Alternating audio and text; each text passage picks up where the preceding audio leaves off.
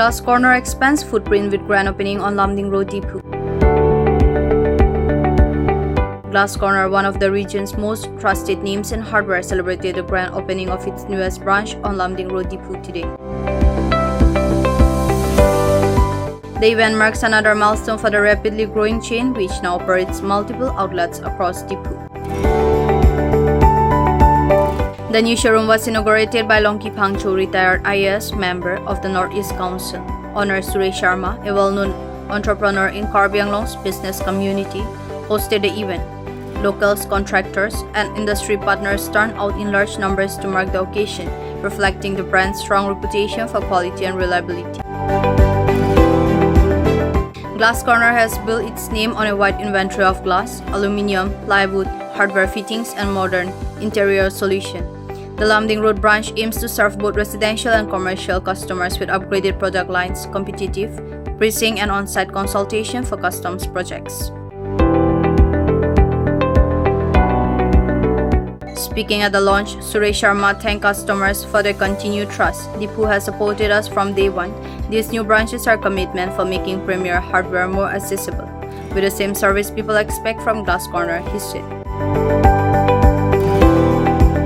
With its strategic location on Lamding Road, the store is positioned to serve Dipu, expanding construction and renovation market. The branch is now open to the public, offering opening week discounts on select products. Glass Corner expansion underscore growing demand for quality building materials in Karbi Anglong and cements Sharma's role as a key player in the district's entrepreneurial landscape.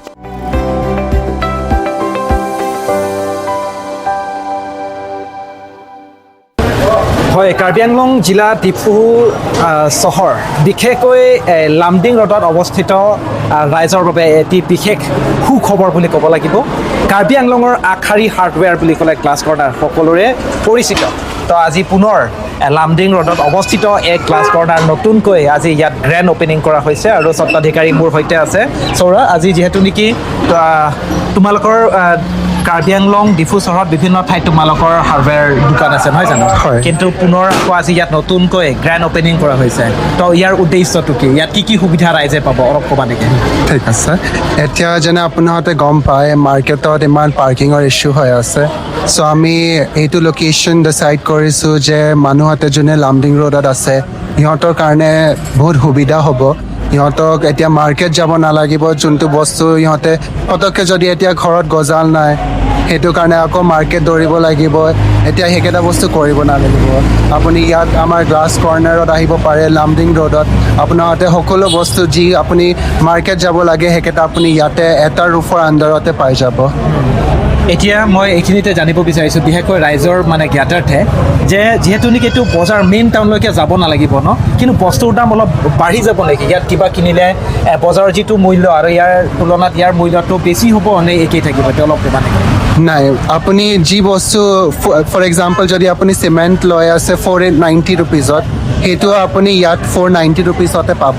আমি 1 টকাও বেছি সেইটো হ'ব নিদিম যে আপুনি মাৰ্কেটত সস্তাত পাই আছে আৰু ইয়াত মানে অলপ বস্তুটো কষ্টলি পাই আছে। আপুনি যি ৰেটত মাৰ্কেটত পায় সেইটো ৰেটতো আপুনি ইয়াতো পাব। সেইটোৱে আমাৰ মানে এইম আছিলে যে আপোনাৰ মানে ট্ৰেভেল ডিষ্টেঞ্চটো আমি কমাব পাৰোঁ। হয়, আৰু এইখিনিতে মই সুধিব বিচাৰিছোঁ যিহেতু নেকি মানুহে সপোনৰ ঘৰ যেতিয়া এখন সাজে ন, ইয়াত সপোনৰ ঘৰ এখন সাজিবৰ কাৰণে আচলতে কিছুমান বস্তুবিলাক আমাৰ এভেইলেবল নাথাকে। কিন্তু মই লামডিং ৰোডত যিহেতু নেকি নতুনকৈ এইখন গ্লাছ কৰ্ণাৰ আপোনালোকৰ এইখন খোলা হৈছে, ইয়াত ঘৰ এখন বনাবৰ কাৰণে যি যি আৱশ্যকীয় বস্তুবিলাক গোটেইখিনি এভেইলেবল হ'ব নেকি? পাই যাব? হয়, আপুনি ইয়াত ৰড, চিমেণ্ট, চেনিটেৰী, টাইলছ চব বস্তু পাব। ইণ্টেৰিয়ৰ বস্তু কেইটাও পাই যাব। মানে মষ্টলি যদি আপোনাক এতিয়া কমোড চাব লাগে, ৱাছ বেচিন চাব লাগে, সেইটো আপোনাক আকৌ বেলেগ জেগাত যাব নালাগিব। সেইটো আমাৰ চব গ্লাছ কৰ্ণাৰৰ আণ্ডাৰ ওৱান ৰুফতে পাব। হয়, এতিয়া যিহেতু নেকি আমাৰ দুখীয়া শ্ৰেণীৰ মানুহখিনিয়ে ঘৰ এখন সাজিব বিচাৰে ন, আৰু এটা চাম আছে তেওঁলোকে বহুত এটা কষ্টলি বা এটা দামী বস্তুবিলাক ঘৰত ব্যৱহাৰ কৰিব বিচাৰে। তো দুখীয়া ঘৰৰ পৰা একদম ধনী শ্ৰেণীৰ কাৰণেও ইয়াত এভেইলেবল হ'ব নেকি বস্তুবিলাক কিনিবৰ কাৰণে হয় চ' যেতিয়া আমি মানে ডিল কৰোঁ কাষ্টমাৰহঁতৰ লগত চবচে ডাঙৰ কথা হয় মানুহহঁতৰ বাজেট চ' সেইটো বস্তুটো মনত থৈ কিনি আমি যেতিয়া প্ৰডাক্টছকেইটা আনো ইয়াত বহুত মানে বেলেগ বেলেগ ৰেঞ্জৰ আনো চ' আপোনাৰ বাজেট যিও হওক আমি আপোনাক প্ৰডাক্টকেইটা ভাল কোৱালিটিৰ প্ৰডাক্টকেইটা প্ৰভাইড কৰিব পাৰোঁ সেইটো আপোনাৰ মানে বাজেটৰ ভিতৰতে হ'ব thank you welcome News Desk Report, Northeast Karbi Life.